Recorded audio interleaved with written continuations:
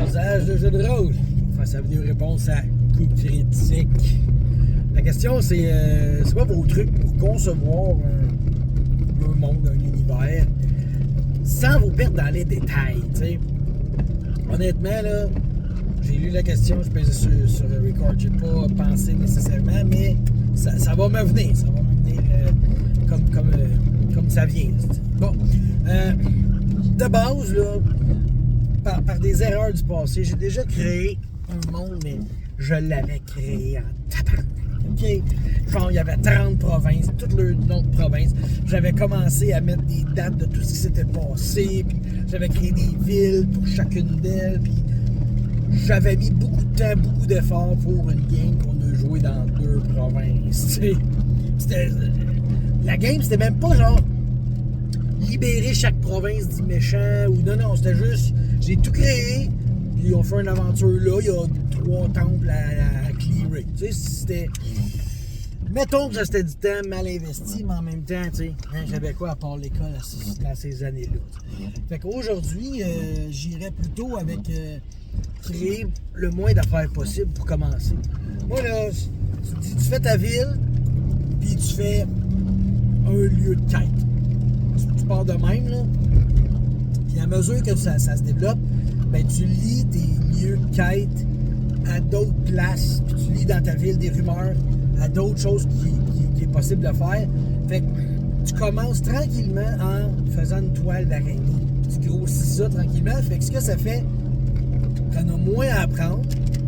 Les détails moins importants vont revenir moins souvent, donc ils vont pas encombrer ton univers.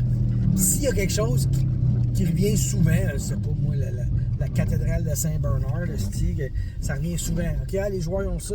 Ben là, tu peux l'étoffer à mesure. Puis moi, je suis rendu un gros fan du comment ça s'appelle, le style rétro, on va dire retro engineering. Expliquer plus tard ce qui s'est passé. Tu sais, tu inventes une histoire et t'as même pas de raison. T'as même pas de tu sais pas pourquoi, OK?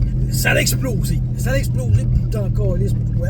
Puis à force de jouer, même année, tu fais comme, OK, ça serait cool que ça soit pour ça que ça a explosé. Fait qu'à un moment donné, tu drops des indices, puis là, tes joueurs, ils découvrent ça. Puis là, ils font comme, ah, c'est cool, ça a explosé à cause de tout ça, tu sais. Puis même, ce qui est encore plus hot, c'est les actions des NPC, des vilains, tu sais. Tu leur fais faire des niaiseries, peu importe ce que c'est, et éventuellement, tu trouves une raison pourquoi, puis tu l'expliques, puis là, ben, tes joueurs pensent que t'es un esti de génie qui avait tout pensé d'avance, mais non, t'avais rien pensé.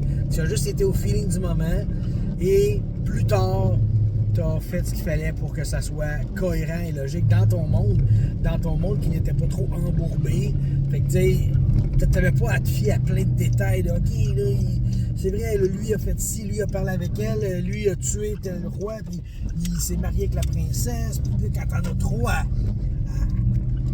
faire attention, parce que là, ça devient incohérent, ça marche pas, tu sais. Fait que quand tu le fais comme ça, c'est plus simple. En tout cas, ça, c'est ma technique. C'est ma technique, je sais pas si c'est laquelle la vôtre. Faites dans une vidéo, me dire c'est quoi votre technique. Vous autres, OK? Bye!